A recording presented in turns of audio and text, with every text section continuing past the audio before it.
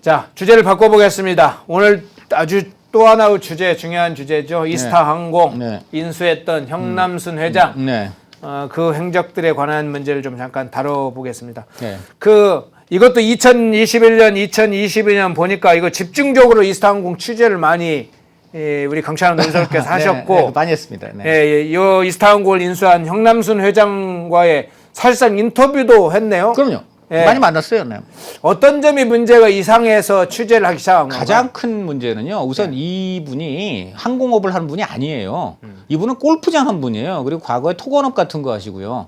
그리고 이분이 성정이라는 회사를 갖고 있는데 그 매출액이나 이런 게 굉장히 적어요. 뭐 자본금이 50억인가 뭐 하여간 100 굉장히 적어. 근데 이제 아시다시피 이스타항공은 뭐 덩치 자체가 1,000억 원대 이상이고요. 근데 그런 회사가 여기를 했다.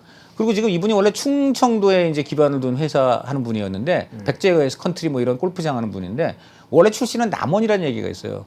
그거는 그 이상직하고 고향 지연으로 얽힌 사이다. 선후배 사이로 알고 있다. 이런 소문이 돌았습니다.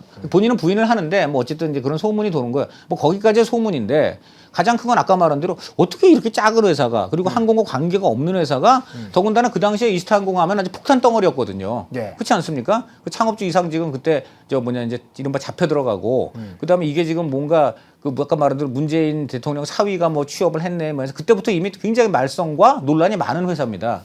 근데 이 회사를 덥석 인수를 한 거예요. 그런 아까 너무 보니까 덩치가 너무 작은데 인수를 했고 그다음에 지금 보니까 이상직하고 뭔가 고향이라든가 이런 걸로 연결돼 있는 사람 같기도 하고 그다음에 가장 결정적인 거는 아까 지금 최고로 문제가 되고 있는 타이스타젯에 71억 원이 들어갔잖아요. 예. 그 이스타항공 입장에서는 71억 원이 빵꾸가 난 거잖아요. 예. 71억 원이 미수금이 된 거죠. 미수금이 된 거죠. 자, 그럼 그 작은 돈이 아니잖아요. 더군다나 뭐 이게 뭐 삼성 같은 큰 회사도 아니고 뭐 1,000억 원대 회사인데 71억 원 절대 작은 돈은 아닙니다. 그리고 성정이라는 회사가 애초부터 본인들 자산 덩치 규모가 뭐 수십억 원대 이런 건데 말이 안 되잖아요. 근데 이 부분에 대해서 크게 문제를 안 삼고 그냥 인수를 한 거예요. 제 인터뷰 한번 띄워주시겠어요? 거기 나옵니다만은. 예. 인터뷰 한번 띄워주시겠습니까? 형남순 인터뷰를 제가 한 게 있습니다. 예. 자, 예. 네, 보시면 쭉 2022년 5월에 쭉 내려가 주세요. 쭉 내려가 주시면 그 기사 쭉 내려가 주시면 나오는데요. 예. 여기 보면 이스타항공 인수한 조금 더 보세요. 형남순 회장 덩치 큰 항공사를 인수하면서 네. 71억 원의 미수금 존재를 몰랐나라고 돼 있어요.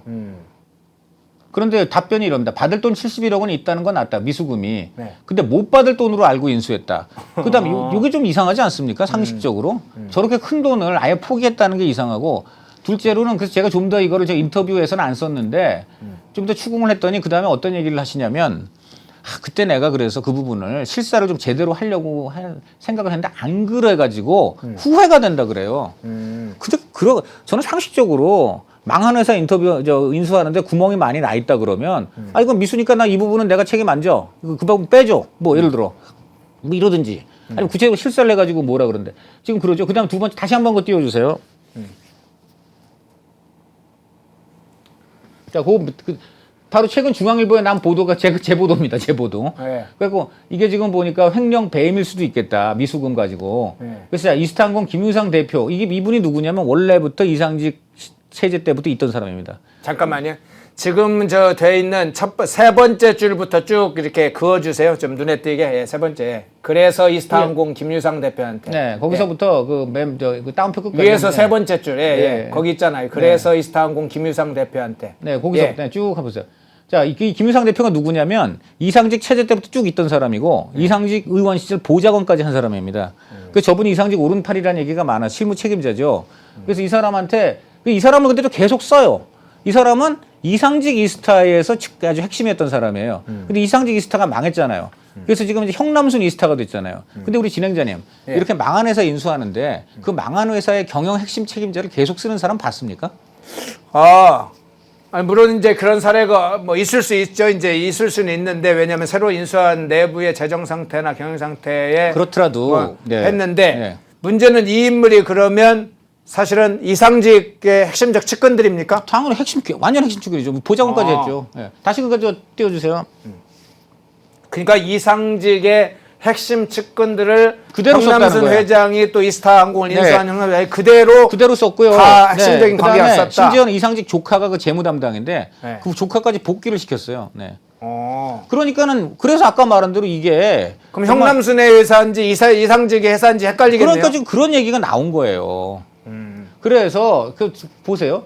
그다음에 이걸 물어보죠. 그래서 이스타항공 김유상 대표, 그러니까 쉽게 말하면 과거서부터 쭉 있었기 때문에 상황을 알 것 같은 김유상한테 물어보니까 티켓 총판 여행사 요게 뭐냐면요.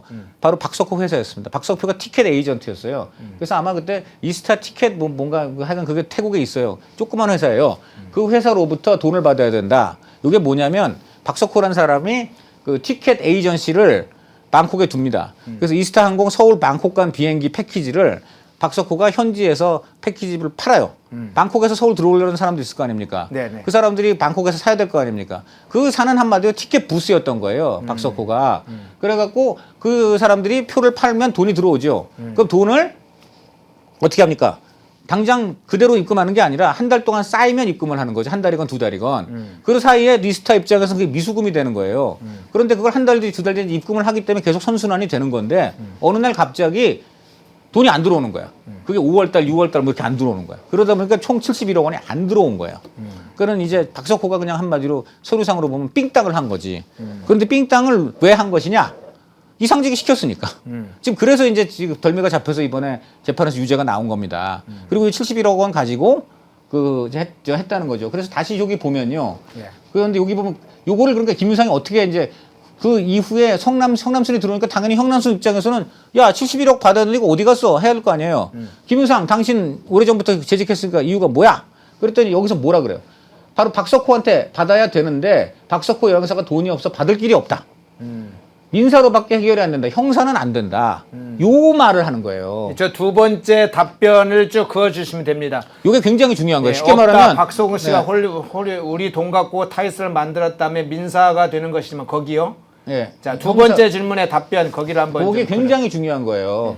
그다음 두 번째 그래가지고 네, 거기 있는 분, 거기. 그냥 넘어간 것 같다는 얘기예요. 네. 이게 말이 안 되는 거죠. 그러니까 그래 넘어갔다는 얘기고. 근데 여기서 그랬거든요. 그랬는데 이분이 굉장히 재밌는 게 이 인터뷰를 언제 했냐면 딱 이제 그 문재인 정부에서 윤석열 정부 넘어가는 타임에 했습니다.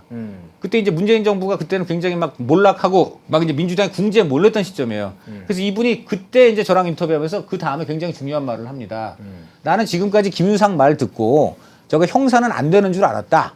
그런데 최근에 이렇게 나오는 얘기를 보니까 이상직이가 이걸 정말 71억 원을 빼돌렸을 가능성이 있는 것 같다. 그래서 이게 만약에 물증이 나오면 형사 고소하겠다 지금 그러잖아요. 형사 고소를 하겠다. 네. 네. 요거가 뭐냐? 요것이 어떻게 보면 형남순 입장에서도 이게 본인한테도 지금 불똥이 튈 수가 있거든. 이상직이 봐준 거잖아요, 저게. 그렇죠. 상식적으로 저게 만약에 내가 망한 회사 인수하면 망한 회사 전 사장이 돈 빼돌렸으면 제가 가만히 있겠습니까? 그런 거지 않습니까? 뭐 형사가 안 된다고요? 그럼 민사를 바로 걸었어야죠. 안 했잖아. 그리고 그 돈이 어떻게 빠져나갔는지 최소한 감사 실사를 해야 되는데 그것도 안 하고 나중에 저한테 그때 내가 감사 실사를 했어야 되는데 너무 많이 했어. 이게 변명이 됩니까? 상식적으로? 저 돈이 아까 말했듯이 그렇게 뭐 삼성 같으면 71억 원이 어떨지 모르지만 저 회사는 작은 회사예요. 71억 원 결코 간단한 돈이 아닙니다.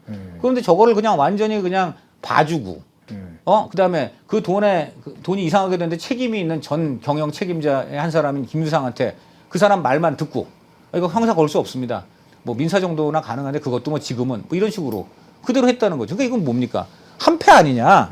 이런 의심을 살만 하죠. 그러다가 윤석열 정부가 되니까 갑자기 제가 보니까는 내가 안이하게 생각했는데 지금 보니까 중앙일보 보도 박석호 요즘 행동 이런 거 보니까 그 돈이 진짜 이상직이가 빼돌렸을 수도 있긴 있는 것 같다. 심증이 간다. 나 지금 횡령 배임으로 걸 수도 지금 갑자기 이렇게 한 갑자기 거예요. 행동이 바뀌기 시작했어요. 그런 거죠. 네. 네. 그게 너무 이상한 거죠. 그래서 이분이 이제 이렇게 합리적 추론을 해볼 수 있는 게 그전에는 이상직과 뭔가 모종의 관계가 있어서 이상직이 명백히 저렇게 회사 돈을 빼돌렸는데도 그 회사 인수하면서 그 돈에 대해서 어떤 회복을 안 하고 봐주고 하다가 정권 바뀌니까 그리고 이제 이 문제가 본격적으로 문제가 될 것 같으니까 이 경우 그럼 본인이 거기에 대해서 이상직하고 계속 이제 그 협력하고 이렇게 되면 본인도 걸려 들어갈 수 있잖아요. 잘못하면 배임이 될 수도 있잖아요, 저거. 그러니까 지금 본인이 저렇게 얘기를 한 겁니다. 예. 근데 저 얘기하면서 아마 이상직은 속으로 되게 화가 났을 겁니다.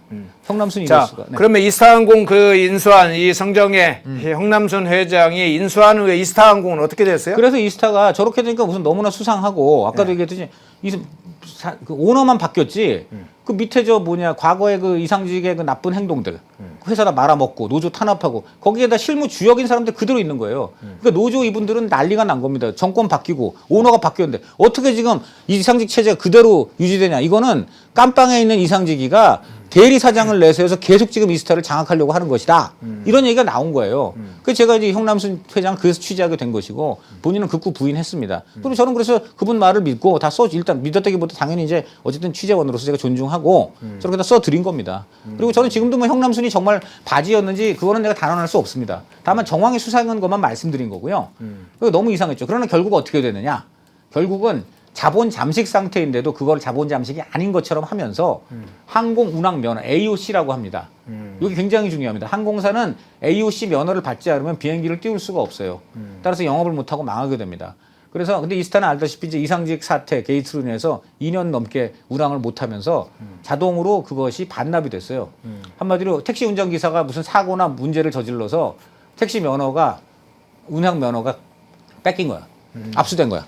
그럼 어떻게 해야 됩니까? 다시 본인이 반성하고 그다음 본인이 재무구조 다 이제 정상화해서 여러 가지 비행 능력 다 입증해서 다시 재신청을 해야 되는데 그런 과정이 너무 불투명하고 그 가장 결정적인 거는 지금 국토부에서 조사해 보니까 자본 잠식 상황인데 아닌 것처럼 꾸며서 거짓말로 우리 자본 문제 없다고 해서 낸 게 드러난 거예요. 그래서 그 당시에 누가 이것을 항공 운항 면허를 보류했느냐? 원희룡 국토교통부 장관이었습니다. 아, 그 시절에 보류를 했군요. 원희룡 국토교통부 장관이 굉장히 잘한 거예요. 이스타항공. 그래서 어떻게 됐느냐? 이렇게 되니까 이스타항공은 조만간 우리 비행기 띄우니까 빨리 돈 여기저기서 꾸고 여러 가지 했을 거 아니에요. 네. 그게 다 어떻게 된 겁니까? 다 날아가게 됐고, 그다음에 요게 이스타항공 지금 뭐 잔뜩 돈은 어쨌든 들여놨는데 비행기는 못 띄우니까는 식물회사가 일단 됐고, 그 상황에서 형남순 회장의 다른 회사, 계열사까지 이제 악영향을 미치게 될 수 있죠.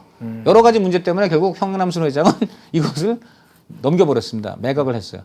나갈 때 손에 쥔 게 지금 기사를 보면 300억 원 정도인데 실제로 들인 돈은 2천억 원 가깝다고 하니까 엄청난 손해를 본 거라고 보이는데 그 이유는 뭐 지금 말씀드린 그런 것이죠. 그러니까 너무나 그 이스타항공은 이상직부터가 나쁘고 문제가 많지만 그 직후에 인수한 이 분들도 너무 이상해요. 예.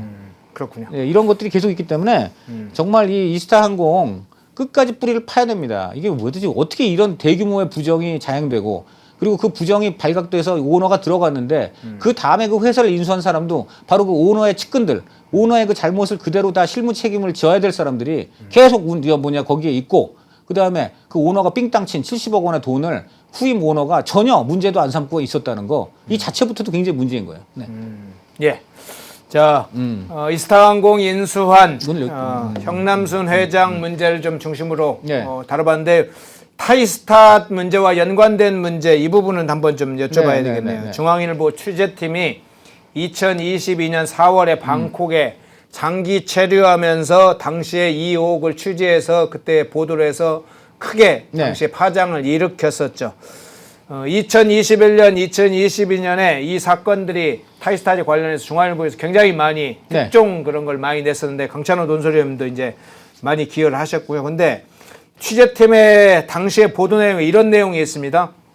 타이스타 재무제표를 보니까 2018년 총 자산이 71억 원이었는데 미수금. 예, 2020년에는 19억 원, 2021년에는 16억 원. 이 16원으로 줄었다. 그래서 3년 사이에 55억이 사라졌다. 이런 보도가 있었고요. 그렇죠. 또 하나는 비용 문제를 한번 처리한 걸 보니까 판매기 관리비란 명목으로 2020년 46억 원, 2021년 18억 원 이렇게 판매 관리비로 썼다. 3년 동안의 수익은 2,100만 원인데 66억 원을 판매 관리비로 썼다. 그래서 이 60억 원 뭉칫돈이 대체 어디로 갔느냐? 일단 아까 말한 서창호라는 분한테 2억 넘게 이 서창호가 어떤 거 제대로 된 기여를 못한 거 아닙니까? 네. 근데 고액의 앨범 듣기로는 하면 박석호 사장보다 더 많이 더 많은 돈이 갔다 동등하거나 더 많은 돈이 갔다 그런 얘기가 있을 정도고요. 우선 근데 그 돈은 완전히 회사의 생산성과는 관계가 없죠. 그런 것들이 계속 나가는 거죠. 그런 것들이 계속 나가는 거고 둘째 이 회사가 어쨌든 비행기를 시험 운항까지는 했습니다. 실제로 서울까지 날아오기도 했어요. 몇 번은 날아오기도 했는데 여기도 지금 여러 가지 문제가 많고 무엇보다도 모 회사가 네. 2022 회사가 이제 서창호 씨를 전무이사로 채용해서 일을 하게 만든 게 2018년 7월부터인데요. 2020년 2월쯤에 가면 이스타 항공이 그때 이제 회사가 망해가지고 직원들에게 돈을 주지 못하게 됩니다. 체불이 들어가요. 그리고 2020년 4, 5월경이 되면 그 여파가 당연히 타이스타한테 맺혀가지고 거기도 이제 돈을 못 줍니다. 그래서 그때부터 사실상 직원들이 다 나갔어요. 그래서 그때 그 이후에 이제 우리 중앙일보 특별취재팀이 간 것인데 놀라운 것은 완전히 회사가 망한 거예요. 그러니까 사실상 그랬는데도 회사의 그 어떤 법적인 그런 어떤 존재와 사무실은 유지가 됐다는 겁니다. 그러니까 그런 데 돈이 들어간 거예요. 그러니까 쉽게 말하면 돈은 못 버는데 고정 비용은 계속 들어간 이상한 회사였던 거죠. 이게 1번. 그러니까 여기서 자산이 잠식될 수밖에 없습니다. 돈 버는 게 없는데 계속 뭐 인건비니 건물 임대료니 뭐 여러 가지 또 이제 정부에 내야 되는 세금이니 다 내잖아요. 그러니까 이런 것들이 다 자산에서 나가니까 저 돈 중에 어느 정도는 분명히 그 자체 돈 못 버는데 존재를 유지해야 되니까 들어가는 그런 비용들. 그게 당연히 있고요. 1번. 그건데 그것으로만 보기에도 너무 돈이 나갔다. 한다면 요거는 뭔가 비자금으로 빠져나갔을 가능성을 배제할 수 없습니다. 근데 요거에 지금 비자금의 정확한 출처는 제가 알기로는 지금 검찰도 이 부분에 대해서는 왜냐하면 이게 가장 큰 문제는 이거거든요. 이게 해외에 있어서. 해외에 있기 때문에 이제 검찰 쪽 관계자 들어보니까 그거는 굉장히 어렵다 그러더라고요. 왜냐하면 그거는 이제 그 나라 사법기관하고도 공조를 해야 되고 뭐 이러는데 하여간 그거는 굉장히 왜냐하면 해외에 가서 녹아버린다는 표현을 쓰더라고. 녹아버려. 우리 같으면 국내에서 있으면 그게 어디로 갔다 다 자금 출처가 나오는데 뭐 우리보다 기본적으로 금융 시스템이 불투명하거나 뭐 그다음 두 번째는 또 그 나라 어쨌든 예를 들어 사법당국과 금융당국까지도 협조를 받아야 되잖아요. 그러니까 이런 것들이 굉장히 어려워서 규명이 안 되고 있어서 섣불리 지금 어디로 비자금이 흘러갔다라고 단언할 수는 없는데 어쨌든 뭔가 좀 의심은 갈 수 있다 이런 상황까지만 나온 거고요. 근데 이 부분은 할 수 있잖아요. 그러니까 이게 71억 원이 네. 타이스타 설립 자금으로 쓰였다는 것은 확인이 됐고, 그렇죠. 서창호 씨 취업과 월급, 뭐 렌트비 비용에 관해서도 이상직이 와서 박석호 대표한테 이렇게 줘라. 그리고 전무이사 시켜라. 그렇죠. 이런 것도 다 진술을 했잖아요. 그렇죠. 박석호 씨가. 네네. 그런데 71억 원 중에 더군다나 판매 관리비를 66억 원을 썼다고 지금 확인이 되는데 네. 그 66억 원을 박석호 대표가 어쨌든 사인을 해서 누군가에게 전하도록 했을 텐데 박석호의 진술, 키맨이 될 만한 이 박석호의 진술 과정에 일단 이상직에게 전달했는지 누구에게 전달, 여기까지는 검찰에서 확인했지 않았을까요? 그거를 지금 제가 취재를 일단 하고 있는데요. 예. 그 현재까지는 그 부분이 명확하지 않은 것 같아요. 둘째는 그리고 만약에 이 사람이 전달을 해도 아마 이상직까지는 갔을 텐데 얘는 그러니까 박석호 얘랑 비교 죄송합니다. 박석호는 예를 들어 문재인 대통령이라든가 이쪽하고는 전혀 이게 일종의 이제 점조직비로 보이기 때문에 직접 관계는 없고 왜냐하면 점선 이렇게 그렇게 하는 거죠. 수직계열. 지금 이제 문재인 대통령 검찰 쪽 얘기 들어보면 문재인 대통령이 그런 쪽으로 머리를 많이 쓴다는 거예요. 뭐냐면 지금 워낙 걸린 게 많잖아요. 울산 선거 비리, 그다음에 탈북한 우리 청년 2명 북한으로 보내서 사실상 죽게 만든 거. 네. 또 멀쩡한 우리 공무원이 서해 바다에서 죽임을 당하고 불태워지는데 그걸 세상에 월북으로 보면 끔찍한 하여간 이런 범죄. 이런 것들이 보면은 전부 어쨌든 간에 지금 그 밑에 최종 실무 책임자까지만 추궁이 가능하게끔 굉장히 추상적이거나 직접 지시했다고 보기 어려운 뭐 약간 이런 식의 지금 말을 했다는 정황이 있고 그다음에 두 번째는 실무 책임 최고봉인 뭐 예를 들어 서훈, 정우영 뭐 이런 사람들이 최고봉이잖아요. 네. 이 사람들은 기본적으로 지금 어떠냐면 증거 들이대면 뭐 내가 직접 한 게 아니라 밑에 애가 한 모양이다. 난 모른다. 그리고 나도 지금 이걸 지시하는데 내 윗선이 이걸 지시할 리가 있느냐. 지금 이런 식으로 계속 나가고 있다는 거예요. 요게 그래서 그런 부분에서 지금 요게 결국 몸통은 문재인 대통령일 텐데 검찰 수사 칼날이 지금 향하기가 굉장히 어려운 부분이 좀 있습니다. 그리고 또 하나는 이건 좀 유감스러운 얘기인데 지금 이 핵심 이재명이라든가 문재인 이 비리 그래서 지금 핵심으로 잡혀 들어간 사람들, 예를 들어 이상직, 그다음에 이화영 이런 사람들이 지금 계속 어쨌든 진술을 거부하고 있어요. 그러니까 최종적으로 나 시킨 건 예를 들어 지금 이화영은 어쨌든 진술 그거 했잖아요. 근데 저 이재명한테 보고했다라고 분명히 했다가 이제 협박받고 다시 지금 말을 바꿨지만 어쨌든 이제 한번 이 사람은 그래도 슬립 오브 텅을 했기 때문에 지금 그러고 있는 거지만 현재 이 사람들은 다 그것만 보고 있다는 거예요. 조금만 버티면 민주당이 대통령 된다. 그렇게 되면 우리는 사면 복권된다 이거예요. 복권까지 그래서 지금 이걸로 계속 버티고 있는 상황이에요. 예. 그래서 지금 어쨌든 정치가 좀 잘 돌아가야 되고요. 어쨌든 간에 지금 우리가 그 여당과 정부가 국정을 잘해야 됩니다. 그래야지 이 사람들이 어쨌든 간에 이제 버텨봤자 희망이 없구나. 이런 생각을 하지. 지금 다들 오로지 머릿속에는 그 생각밖에 없어요. 빨리 정권 바뀌면 우리 무조건 다 사면 되니까 그때까지 내가 배신 안 때리고 내가 만약 배신 때리면 정권 바뀌어도 사면 못 받는다 이거죠. 지금 그렇게 생각하고 있다는 거예요. 네. 자, 형남순 회장 어떤 수상한 행적과 타이스타 자금 문제를 좀 간단하게 다뤄봤고요. 마지막 이슈 좀 간단하게 여쭤볼게요. 네. 예, 검찰 수사심의위원회가 지금 5시간 논의 끝에 무혐의 결론을 냈잖아요. 수사심의에서 혹시 취재한 내용이 좀 있으면 간단하게 좀 얘기를 해주세요. 아니 본질은 이제 그거죠. 결국은 뭐냐면은 이게 알선수재나 변호사법 위반이라든가 이제 이런 거 가장 큰 거에는 결국은 초반에 그 최재형이 그 얘기를 한 거 아니야. 나는 어떤 직무 관련성도 없고 로비한 것도 없고 오로지 진실을 규명을 위해서 언더커버 위장을 해서 몰래카메라 들고 취재를 한 것이다.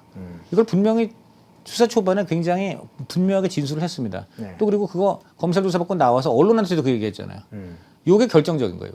요게 결정적인 거여가지고 뭐 다른 것보다도 이제 그게 이제 된 거고 예를 들어 그러니까 이런 거죠.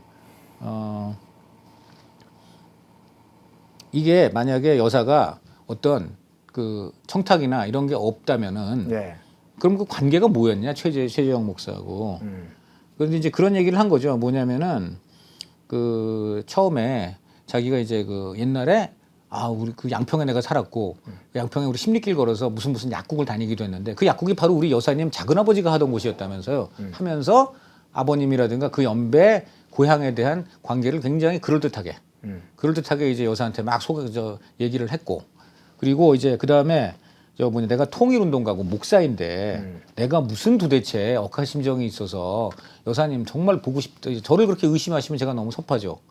이런 얘기를 하면서 지속적으로 이제 여사한테 했게 해가지고 여사는 정말 좋은 뜻으로 이제 그렇게 아버님에 대한 향수가 있잖아요. 근데 아버님에 대해서 자기가 알지도 못하는 그 시절 얘기까지 하고 하니까 정말 이제는 여사 입장에서는 정말 그 고향 어른이다. 아버지 지인이다. 이제 이렇게 된 거라든가 이런 자세한 내용을 쭉 얘기를 한 거죠.